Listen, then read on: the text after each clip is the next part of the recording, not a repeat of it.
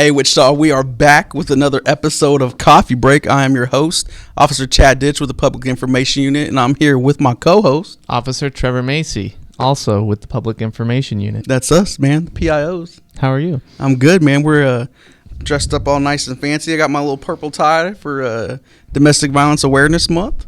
So, yeah, man. I left my purple shirt at home in the laundry hamper. Yeah. I forgot to wash it. You know, My bad. Bro, it's not your fault. Because I woke up the same way. Like, I have a purple shirt, and I went to go find it, and it was in my laundry basket as well. But I had a purple tie. So, there you go. Together. So, there you go. Yeah, man. So, we're recording on a Thursday, a little later in the week, because someone had a baby. Yes, that is correct. Tyler Schiffelbein, you may know him from the redhead and the bearded beauty. Yes. He is the bearded beauty. Yeah, not the redhead. Not the redhead. Yeah. He had a child. Yes. So congratulations, Tyler. Yeah, he's the one behind. He's producing. He's the one making sure that I look skinny on the video. So he does an amazing job with that. He does a good job. Hopefully we'll see that baby in here soon. Yes. So congrats, brother. But yeah, man. So how was your weekend? It was short. Really? Yeah. Like it was just I literally don't remember what happened over the weekend. Bro, it's Thursday and it feels like the weekend was like so long ago. It's been a busy week. It's been a busy week. We've been doing some stuff this week. We rode patrol. We did, man. We tweeted from the beat. I don't know how many people followed us or liked our tweets. Mm-hmm. I mean, we could see, I guess, yeah. but some people may see it and just not like it or comment or anything. But we rode a patrol shift, 5 p.m. to 1 a.m. Yeah. And took a bunch of calls. Yes. Found a stolen car. Yeah, from a flock alert. Yeah. We were right there. We were just like 2 blocks to the east. Mm-hmm. And the suspects were able to park the car and get out of there before we were able to move in. But we got the car. We did. Got it reunited with its rightful owner, which was satisfying. So we chose to do the tweet from the beat also to allow people to be able to follow us on Twitter, because usually that's where we put out of our information when it comes to like really current information. Yeah, you know, like if we have a scene that's very active, we want media to report somewhere. Traffic, we want people to avoid location for a traffic accident. So, and help me, you might know this more. Twitter analytics, an impression. What is that? Like when they say, we have so many impressions. So an impression is, my understanding is when something shows up on someone's feed, but they don't necessarily interact with it. So it's like they're seeing it. So like if it was TikTok, it would be like if it came up on my For You like page. A view, yeah. I gotcha. So we had 11,000 impressions during the time that we were tweeting. So that's pretty. Wow. That's pretty good. 11,000 people. Yeah. That it came up on their Twitter feed, so that's I'm okay neat. with that. I'm okay with that. We'll have to pump up those numbers next time. Yeah, we're gonna do it once a month. You think? I think we could make that happen. Yeah, once a month. So from the beat, it was pretty nice too to be able to go out and help patrol, as well, taking calls and stuff. You know, it's just nice to be a cop again. Right. You know what I mean? Yeah, just have the vest on, answer 911 calls. Yeah. There's a reason we both signed up for this job, right? And that was it, man. Yeah, I'm telling you, man, it was cool because nothing like it. Yeah, and it was I'd worked the streets, for so long, and then to be back out there, and then to see you back out there as well. Like I never worked the streets with you. Yeah, so we never worked together. It was so like it was this, interesting. It was like this brand new partnership. By the way, anybody ever tell you drive like a cop? Yeah. Like seriously. Yeah. Next time you'll drive and we'll see. And then I forgot how rattly the Tahoes are. Oh man. The rattle was just But yeah, good times. Yeah. And then our MCT compared to our normal laptops that we have for work. Yeah. Yeah. But I did like having a touchscreen.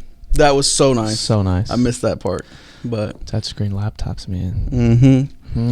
But yeah, man, it's been a busy week. We have a big event coming up this Saturday. Basketball game. Yeah, at West High. Yes.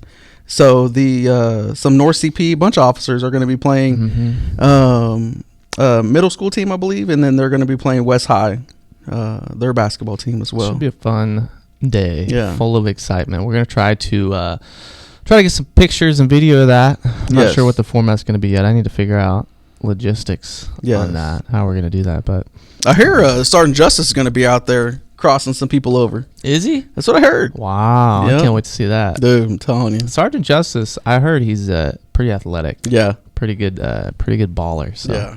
We'll have to see. Maybe he's like, you know who the professor is? The professor? Yeah, from N1 Mixtape Tour. I don't know what you're talking about. If Tyler could put crickets right here, that'd be so awesome for you. You may have to for a lot of these. You're right. So the N1 Mixtape Tour, it was a basketball thing, kind of like the Harlem Globetrotters, but more street ball. So they had a guy on there named the Professor. He was like the only white male on the team, but my man had some like ridiculous handles. Like he could dribble really well, cross people over all the time. He would like do some fake passes where the ball bounce off your head, and you like look around. Anyway. Did you ever play the old NBA Street video game? What do you mean the NBA Street video? Like NBA Jam? No, like NBA Street. That's what it was called. I don't think because they had a few different versions. They had like NBA Street, and they had NFL Street.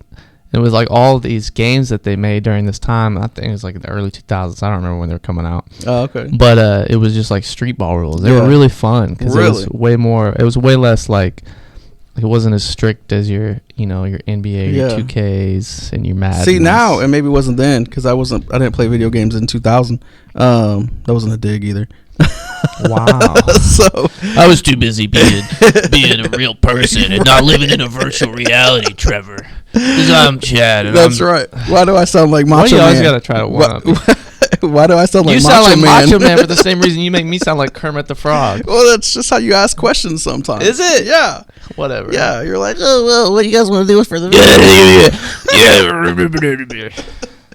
So, anyway, 2K has a street ball option on there. Oh. So, yeah, because I see my son playing it all the time. See, I don't ever play 2K. The only sports games I really ever play are Madden. Yeah. And it's a must. Yeah. Madden and FIFA occasionally. Yeah. I don't know if you consider Rocket League a sport, but it should be. Yeah. It should be. I'm really good we at need Rocket to make League. that realistic. Really good at Rocket League. Yeah. Dude, if Rocket League was a real sport. Yeah. Oh man. Dude, could you imagine, like, and don't come for me on this one. It's just a random idea. I'm not saying it's going to happen. Imagine if they took down Century 2 and then made a big, like, stadium where you could do, like, Rocket League type stuff. What kind of... You like go-karts or, like...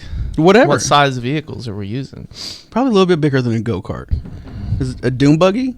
They still call it that? Yeah. Yeah. Sounds dangerous. Bruh. Within the biggest bouncy ball you could think of and stuff, so... I think it'd be cool. That would be cool. Yeah, but don't come for me for taking down Century 2. It was just a joke.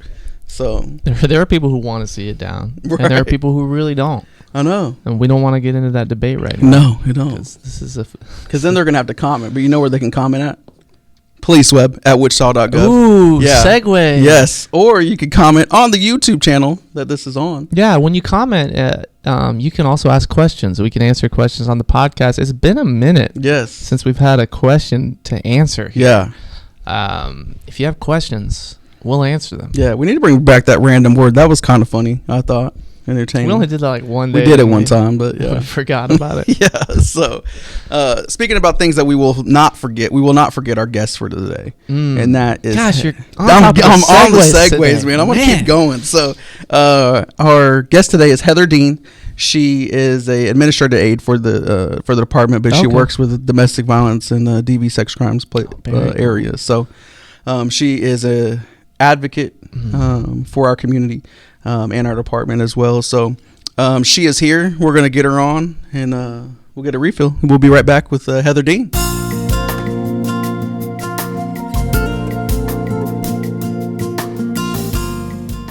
And we are back with Heather Dean. Heather, how you doing today? Good. How are you? I'm good. Thank you for joining us. We know you're super busy. I see you're wearing purple. Absolutely. Yeah. I see. Oh. Sorry, I own one purple shirt and it was in the laundry hamper. That's where mine was. So not your laundry hamper, but mine. I would hope not. They do have abundance of ribbons. I'm gonna get a ribbon. I'm gonna get a ribbon. I'll wear the ribbon. So okay. Well, we asked the same question to every guest. Have you seen the podcast? I have. See, we're getting got a fan. We got a lot of fans. I think so. Famous. I don't know about that. You are a second. Well, the first one was a group, but you are a second civilian that we've had on the podcast. So, tell us who's Heather, and then what do you do for the department? Oh, Heather's a hot mess. She's a mom, a grandma. true advocate, have been an advocate for about 25, 30 years, in and out of professionally, and individually. So I'm just a hot-headed redhead. Right. There you go. There you go. Okay. And professionally. Yeah. So I am the domestic violence advocate for the city of Wichita. Okay. I work with the Divert team and also with the DV sex crimes detectives. So for people who don't know, can you kind of explain the meaning behind the purple and why we're wearing purple this month? So October is Domestic Violence Awareness Month, and color purple is indicative of the domestic violence movement. So the mayor proclaimed this with the city the other day, that it is Domestic Violence Awareness. So we wear it to show unity for the survivors of domestic violence. Definitely. What's a typical day-to-day for you? There's no typical. Right. When I come in the morning, I look at all the cases that came in overnight. I'm not sure if anyone's talked about the lethality assessment that the officers do. So when there's a domestic violence, especially aggravated domestic violence, the officers have a list of 14 questions that they ask. Yeah. And they're kind of scored high or low. And it's more indicative if someone scores high, then it tends to be more lethal, and you see more domestic violence homicides. Yeah. So what the team does here is they score them, and then they refer them out for more services. They can call the hotline right then. Yeah. And if not, I try to get a hold of them in the next day to ask, are you safe? What do you need for safety? What can I do for you? Give them resources for the community agencies, shelter, therapy. I just try to give them all the resources that might keep them safe. I got That's you. Awesome. So what do you say to those ones that hear that term, and we know what you're saying as well, right? But what do you say to those people that are saying we're keeping a score, we're tallying up something for a lethal form? This isn't something that's like, okay, you've been arrested twice for domestic battery, now you're a felon or something like that. These questions are very specific. Do you remember, some of those questions that we ask? They're specific to the victim. Right. So we're only asking them, one of the big ones is, have you ever been strangled? So they show that if a victim has been strangled, they're 750 times more likely to be murdered through domestic violence. So it's important that we are addressing this as a community, and whether we arrest the offenders, which is good, we want offender accountability, but also ensuring that the victims are getting the services they need. Maybe they don't understand that there's services out there. They may think back in the day they were this way, where you had to give all this information to go to shelter. No, you don't. You don't have to have an ID. You don't have to have any of that. We focus on the victim safety. Get them out of this, hopefully onto safety, and we can get them to another city. We can get them. There's a lot of things that we are able to do through the program with their kids. Absolutely. Animals, pets too. See, a huge thing that a lot of people don't leave because they're not leaving their pets. Right.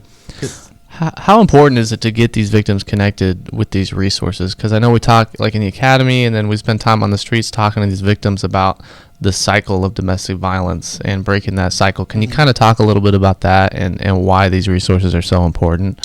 Well, often if you've grown up with it, it's normal. Yeah. And so if you've watched grandma go through it, you've watched mom go through it, you don't understand that there's, well, she did it, I can do it. Or her abuse was worse than mine, so if she can handle it, I can handle it. Yeah. So if we give them the community resource to let them know you can go and be safe. You don't have to live in a shelter forever. There's transitional housing. We talk about protection orders.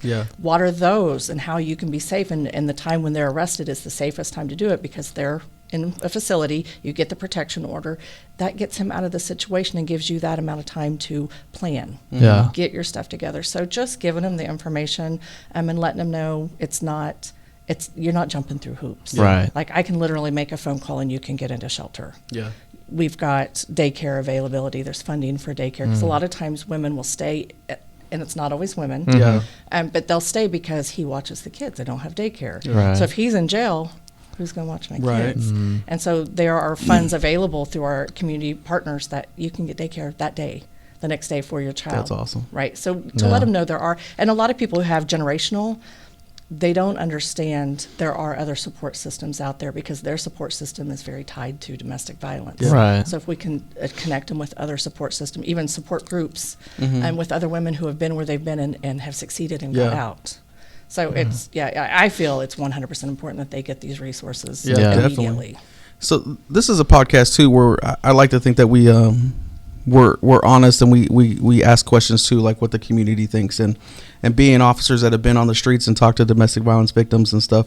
What do you say to the ones that are saying, when we tell them, hey, you need to get a PFA or you need to get a protection from stalking order, and they just say, you mean that little piece of paper? How's that going to help? What's your input on that? And I tell them, you're right. It's just a piece of paper. Yeah. So we do a lot of safety planning. Mm-hmm. So sometimes the protection order is not the safest way because that may agitate them to go to a higher level. Yeah. Mm-hmm. So I tell them, you know him, I don't know him. Right. What do you think he's going to do with this? It's just a piece of paper. Okay, it is a piece of paper, but you do get a response. We have the divert team. Yes. We have things in place. Mm-hmm. To protect you, but it's also telling him, I'm not taking this anymore. Right. I'm not taking this. Yeah. I'm going to stand up for myself. Oftentimes, we've had him before and he broke him. It didn't. So we just safety plan about it. I encourage them to get one. There's a lot, especially if there's children involved. Yeah. And so it can put in a custody order signed by the judge. So because very often if someone wants to control the mama, you do it through the children. Yes. So I just let them know that there's other avenues because they're daily focusing on surviving. Mm-hmm. So they're not a lot of times thinking about the future. Yeah. Mm-hmm. So if we can help them with that, to say these are the scenarios and where does it fit for you? Yeah.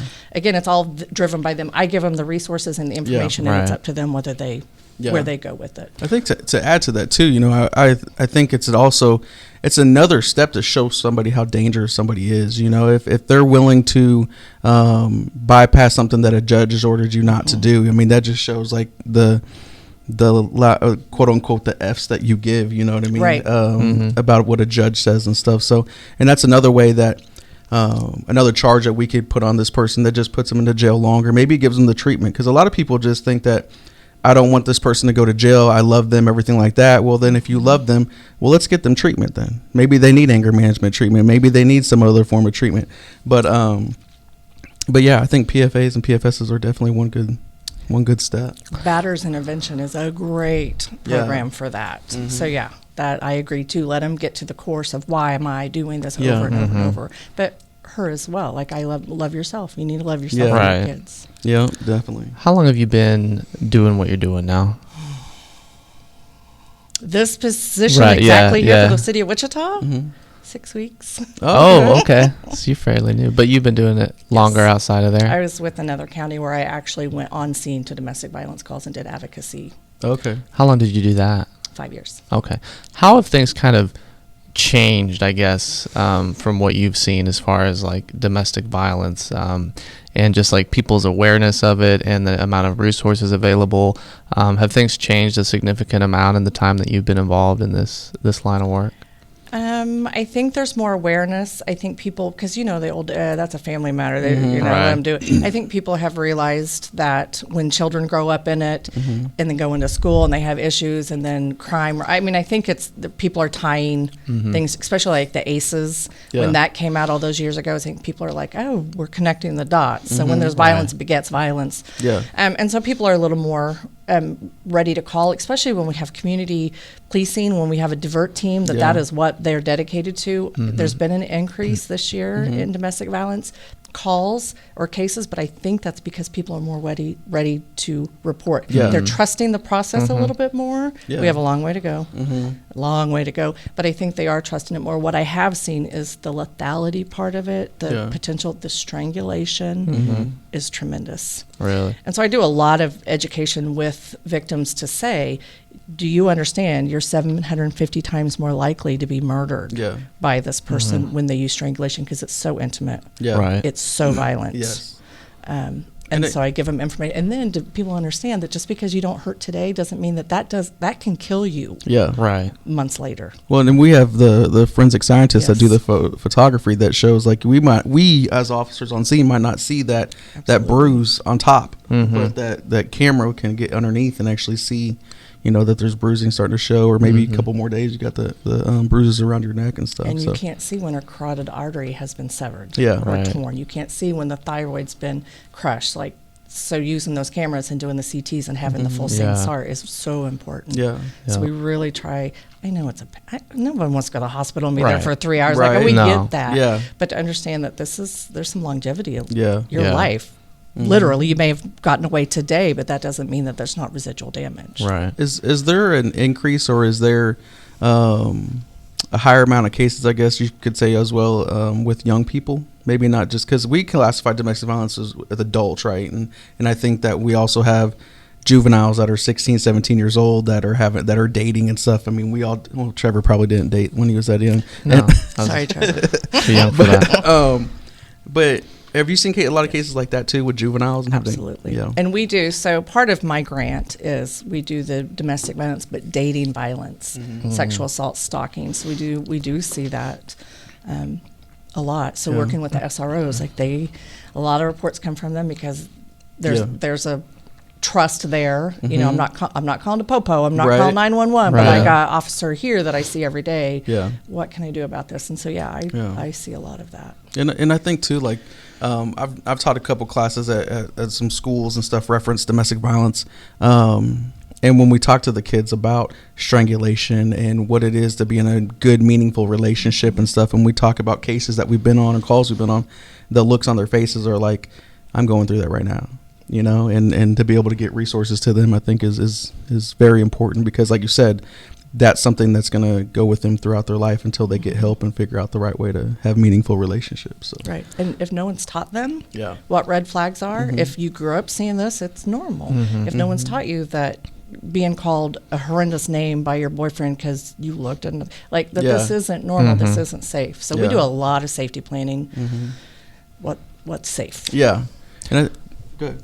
You go ahead. I was going to say, so, and I've told this to people before, but I grew up as a child of domestic violence and stuff, right? I saw my mom get beat up a lot by her boyfriends and her boyfriend. So for me, I knew it was wrong what I was seeing growing up, but at the same time, it's the outlet to be able to channel the anger, what I'm feeling and stuff, right? So, I was able to get help and figure out the right way to handle things and stuff. I was able to know that, you know, calling my loved one a B word is probably not the best way to do things and stuff as well. You know, when I get angry, I don't break things and stuff, right? So I think my other siblings, you know, they had the same thing that they had to fight through growing up too. So, and I'm one of like millions out there, right? So well, and I do, and I think a lot of times when you grow up in violence of any kind, that you either continue that cycle or you completely break it. And the difference I see is when you have support. Yeah. The persons who have support, the people to say like, dude, no, compared to the ones who continue to do it. So when they have support, and if I'm the only support that a victim has, I'm good. I'm willing to take that and give them all the support and be their cheerleader and let them know you're worth it. Yeah. Like because they are broken down so many times. And even the kids, like they have support groups for children of domestic violence. There are parenting classes for parents who are parenting in domestic violence, or if they're still co-parenting with the violent offender. They're still co-parenting, they're still the parent. So there are a lot of resources, and most people, you don't know till you know. Right. And most people don't need to know until they need to know. So it's good to get that information out there. Yeah. So somebody's watching this and they're kind of hearing what you're saying and they're thinking, oh man, that sounds like a situation I'm in. What are some ways that they can reach out and get the help that they need? Definitely they can call 911. They can go to any substation. That's just anywhere they can find an officer to make the report. Yeah. And they don't have to make a report. If that's more dangerous to them, they can go where there's a lot of community agencies where they can just call. There's hotlines, and we have a hotline in Wichita that's 24/7, 7 days a week, that they can call and say, here's my situation, what can I do? Well, you mentioned DIVERT too, our domestic intervention violence reduction team. There's a lot of good things that they do that I like. One of them is that they kind of check the suspect, right? They say, hey, we know who you are. We know that you're a suspect of domestic violence, especially like felony level domestic violence, aggravated cases. And they give them information saying, hey, we know who you are until you get help and want to get better. We're going to continue to come after you for the warrants that you have, and we're not going to stop until justice is served for this victim. So that's one thing I really, really like about them. That follow-up is super important, because a lot of times before that, you know, we'd go to a 911 call, we'd arrest the suspect, and then they'd get started on the whole court process, and then we may never have contact with the suspect or the victim again until there's another 911 call and we're responding to another emergency. So it's great that we have the resources now to be able to kind of follow up on these cases, keep these people checked on, and make sure that they're not violating any of their conditions. That's another thing that Divert can do is a lot of times they're serving PFAs too. Yeah. If they know, because they've met the person, they know them. And when you file a PFA, it's only valid. It's only, they can only be violated once they're served. Yeah. Right. So them being able to dedicate and serve, especially when they have a report, they've been to the house 8 times. Yeah. Like, I know the dude, I know her. And so you're right, that follow-up, and I believe that's a lot of the reasons we have more reports is because there's more trust that they're going to respond. There's going to be follow-up. Again, the biggest issue at this point is the court system and getting through that. Yeah. And we're working on that. It's a process. It's a process. I think building the trust is the biggest thing too, right? Yes. Just to get people to trust that we're going to get them the resources. It's already a spot where they already feel like violated for what's happened to them. So letting them know that they're a survivor. I mean, you've mentioned that you've never called them a victim the entire time, because that's what they are. They're survivors. So you've also mentioned being there, being supportive, right? So to me, that's like a coach. And today is National Coaches Day. Wow. So that was a segue for segues. Man, I wasn't even ready for that. So today is National Coaches Day. And on this show, we play a game called One Has to Go. Okay, so today is, like I said, National Coaches Day. So we're going to put up on the screen. These are 4 coaches that have probably had an impact in somebody's life, right? So you have Mickey from Rocky. And then the bottom left, you have Coach Herman Boone from Remember the Titans. Favorite movie? Right. And then the bottom right, you have Coach Jimmy Dugan from A League of Their Own. And then the top right is Coach Ken Carter from Coach Carter. Coach Carter. Oh, my gosh. I will link right there. So 4 inspirational coaches. I know Mickey's not technically a coach, but he pretty much was a coach. He's a coach. He's a coach. He's a coach. So which one, you have to remove them from your life from never existed. Which one would you get rid of? The one from Rocky. From Rocky? Yeah. That's what I said. He doesn't have any memorable quotes. He says you're gonna eat lightning and you're gonna crap thunder. I mean, how is that not a memorable quote? Yeah, Chad? But nobody walks around saying that. I say it all the time. Yeah, that's not inspirational. That inspires me. Yeah, there's no crying in baseball. I remember that one. No crying in baseball. No crying in baseball. Jimmy's the best. Jimmy, yeah. I like Jimmy. Yeah. First off, he's got the longest. This is probably inappropriate, but probably not. But he went to the bathroom for 2 minutes and 45 seconds in that movie. That's pretty dang long. Yeah, that was a really long pee. That's impressive. That's a quote from the movie. And then, like I said, can't get rid of Coach Boone. No. Yeah. I was arguing about that movie last night. Was you? I absolutely was. See? I love that movie. One of my favorite movies. Both getting rid of Mickey? Ask Trevor if he's seen the movie. Remember the Titans? I've seen bits and pieces. I've never seen the whole thing all in one. So do you know who sent? No. I don't know much. Correct. See, I don't watch movies that make me cry. Right. But that one was before I made that rule, so it's grandfathered in. So I can watch it because I cry. How do you know if a movie's going to make you cry if you haven't seen it? Like The Blind Side? Yeah. I'm not watching that. No? Never watched it. It'll make me cry. I'm an adoptive parent, but I've been a foster parent for 27 years. And so it's really hits close to home. See, that one made me laugh a lot because Sandra Bullock plays a really good part in that movie. She's freaking hilarious. I love Sandra Bullock. Yeah. But it made me cry. I don't watch movies that make me cry. Yeah. I'm getting rid of Coach Carter, by the No, way. you can't get I've never seen Coach Carter. But basically, that coach doesn't even exist in my universe right now because I never saw that. Based on true stories, right? Yes. I never saw the movie. Have you watched the re-up of A League of Their Own? It's a series now. Is it on Amazon or what's it on? Amazon. Apple TV. One of those. I remember seeing it, but I haven't watched it yet. So I have teenage kids, and they love A League of Their Own. Oh yeah. Yeah. I haven't watched it since I was a kid. I need to rewatch. Watched it a week or two ago. Yeah. It's one of those when you flip through it, you just watch it. You have to watch it. Yeah. Anything with Tom Hanks, I'll watch. Yeah, that's true. He's just solid. Yeah. So I still get him on the my podcast. Rocky dude. He has to go. Yeah. See, and it's just a classic. It is a classic. No, I give you that. But he didn't have that much of an impact on my life like the other 3 did. Right. Absolutely. And I really mean that. He had an impact on my life. Okay. So. Well, that's good, Chad. Right. I need to watch Remember the Titans and Coach Carter. You do. I'll put that on my list. You've not watched Coach Carter? No, that's why I got rid of it. I've never seen it. So. Oh. Yeah. Okay. Very good movie. Very good. I'll watch it when you watch Star Wars. Okay, how about that? How about that? Star Wars is something. Have you seen Star Wars? I saw it when it originally came out. Okay. The very first one but at the drive-in. You liked it, right? I was sick, so yes. Okay. There was nothing like it. Like, I'm old. Like, there was nothing revolutionary. Like it. So like that and Empire Strikes Back. The first three, the first trilogy. Oh yeah, absolutely. Classics. Classics, Chad. Never watched it. I'm not a sci-fi nerd, but which drive-in did you see it at? You had little entertainment back then. Right. Was it a local drive-in you went to, or it was now the Starlight? The Starlight drive-in. That's I don't remember what it was. Solid at place. The time. I need to go there sometime. There. Yeah, it's been a minute since I've been there. Yeah, they're cool. Yeah, you it's get cool. Like 3 movies and stuff like that. Absolutely. We used to go with my dad to the one in El Dorado, and we would park his Toyota Corolla and pop the trunk, lay the seats down, and put a bunch of blankets back there. It's a good time. There you go. We used to take the truck, and the kids would all lay in the back of the truck. We took 2 cars because that way the parents could have one. Right. The kids could all be loud and whatever. And we could actually watch the movie. See? That's what we did, too. I would always fall asleep by the 3rd movie, though. See, that's what we planned on. Yeah. So, you know, because the 3rd movie was usually like rated R. Yeah. And then they didn't start until like 11:45 anyways. Yeah. You know what my problem was with the drive-in is I never could figure out the dome light in the radio because I was always afraid my battery would die and stuff. Because it's happened to me like twice going to the drive-in. So back in the day, you used to have the speakers. You had the speaker, you had the hook, and you had to hope that you weren't too tired when you left. That you didn't rip it off. Yeah, that's true.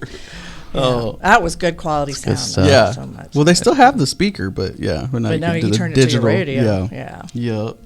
Well, Miss Heather, we know you're super busy. We appreciate it. You're going to have to give the Divert guys some flack for not being here today with you as well. But I will. Oh yeah, we were supposed to have Officer. Anyway, we were supposed to have Officer Barry, but he was chasing somebody, I guess. He was after a stalker. After a stalker. So. Well, hopefully they got him. I hope or so. Her. So. But again, thank you for your time. This has been awesome. Thanks for having me. And thank you all for everything that you do for this department and the city. So I know the survivors are very grateful for everything you and your team does. So absolutely, you're welcome. We're gonna get a refill and we'll be right back.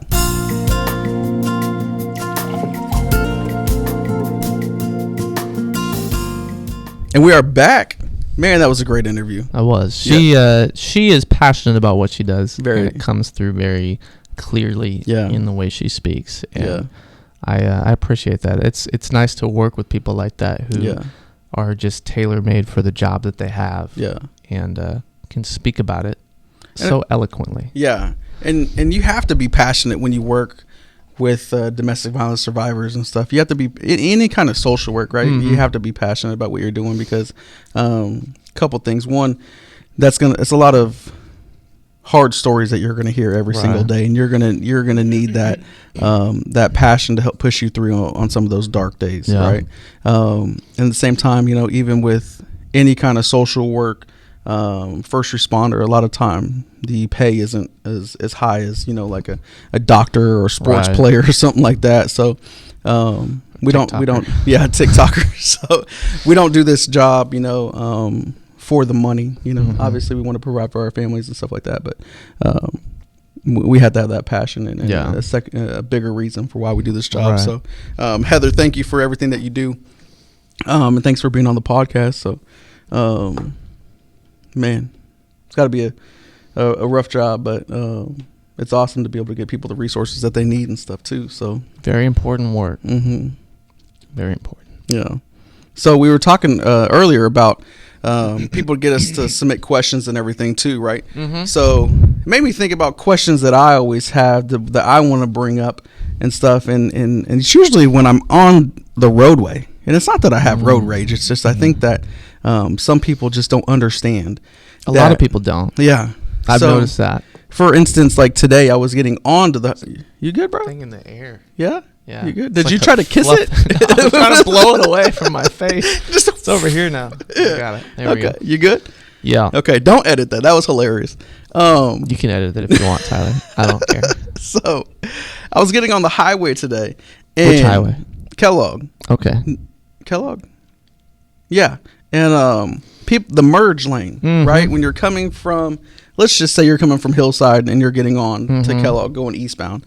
That lane is for you to get up to speed of the regular flow of traffic. Correct. And then merge in safely, right? Correct. Turn your turn signal on to let people know that you're trying to merge over and get in, right? You don't match the speed. Don't get in at 40 miles an hour when everybody else is going 60. Yeah. Because you're screwing everything up. Yeah. And don't get in at 40 And then for the next mile, you take that mile to get up to 60. Yeah. Right? No, see, the ramp to even get on the highway is supposed to be used for acceleration. Yeah. Like, you can speed up on the ramp. Yes. Like, it's not a 20-mile-an-hour speed limit until you merge yes. into the regular lanes of travel. I did a TikTok on that because that's a pet peeve of mine. Well, and then if you're on Kellogg, right?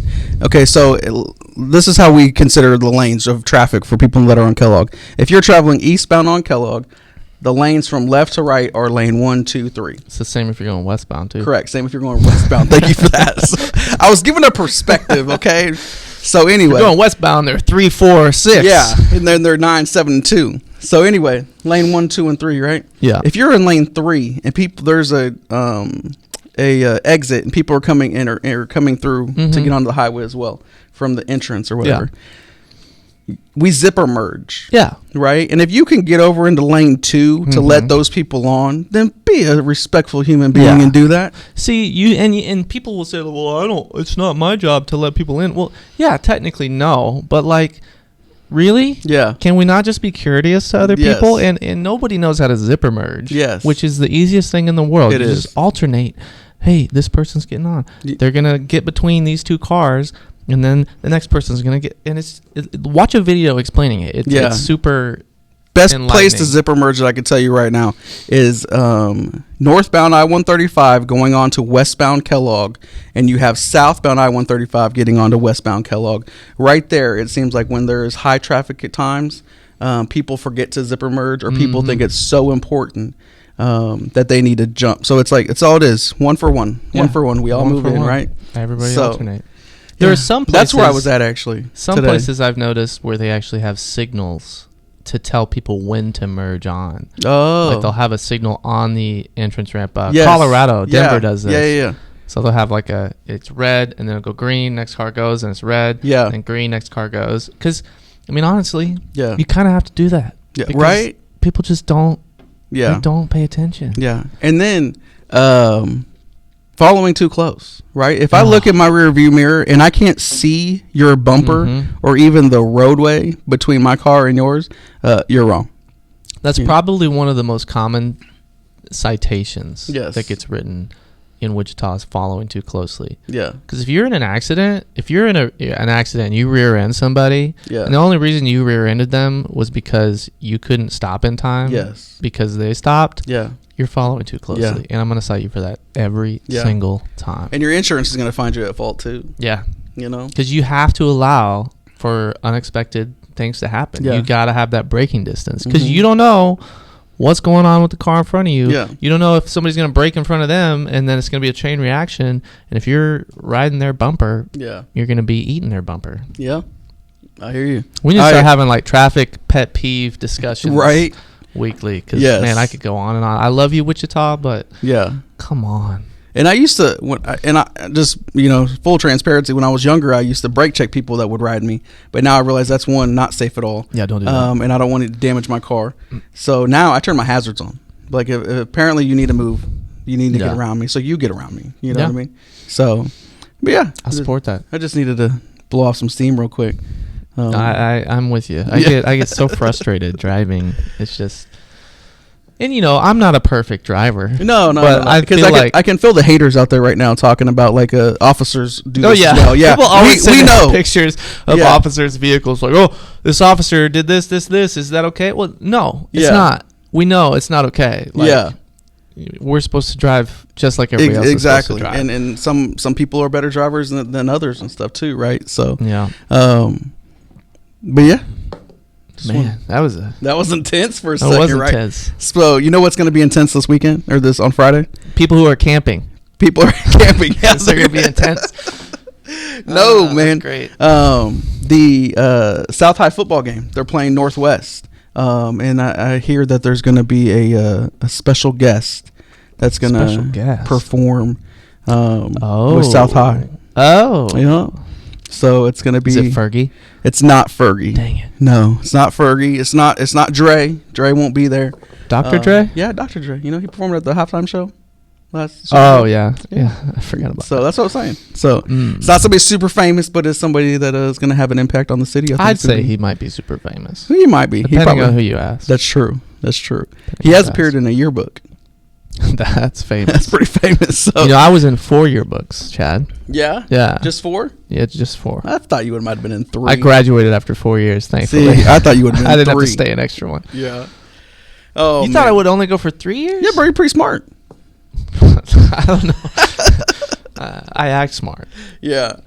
So we got some big things going on in the city too, man. We have a new interim chief, Troy Livingston. Yes, he started last week. Yeah, so. He said, see you later to Lim. He retired after just under 32 years, had his going away. So it's been an emotional whirlwind around here, man. So we got the 2 finalists too. We do have the 2 finalists. There's a town hall for that, by the way, on the 11th of October, which is coming up.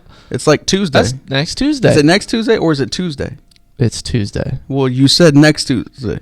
Well, because we're still in this week. So at what point does it become does it just become Tuesday? Sunday. On Sunday? Yeah. Okay. So if on Saturday I told you, hey, next Tuesday there's going to be a community forum, you would think 2 days from now or 3 days from now? Yeah. But if you said lying. Next Tuesday on Sunday, I would assume you're talking about the Tuesday following, which would be the 18th. Yeah. I got you. So, yeah, 2 finalists. One is prior Philadelphia Police Department. One is prior Miami-Dade Police Department. So, it's going to be interesting, man. Yeah. It's going to be interesting. So, I'll have to go check that out and see what they have to say. Yeah, definitely. If you have any questions that you want to ask them, you can ask them at that public forum at Botanica. And if you have questions for us, email us. Yes. policeweb@wichita.gov. Yes. We'll answer your questions on the podcast. And I think we're actually up to episode 26 now. We've been doing this for 26 weeks. That's half a year. 6 months, bro. Wow. Yes. Actually, I think today might have been the 6-month mark. When we do our Christmas special, like end of year Christmas special, can we do like a little highlight reel? Why would you do that for New Year's Eve? Because it's already going to be a new year at that point. And what if I'm off? Well, you won't be. What if I want to take off? No, that would be the special holiday. Because like some houses of worship, they take the New Year's Eve or Christmas after their Christmas Eve show specials and stuff. They take the next 2 weeks off to give their team a vacation and stuff, and then they just show videos that they made. No, we could do that. Anyway, we'll be exciting. We have to figure something out, man. But we're gonna wrap it up today. I ran out of coffee now. Me too. Yeah, it's been a long week, but until next week, you guys stay safe. Remember to like, share, subscribe, and leave a comment. Until then, man, we'll see y'all later. Peace. Bye.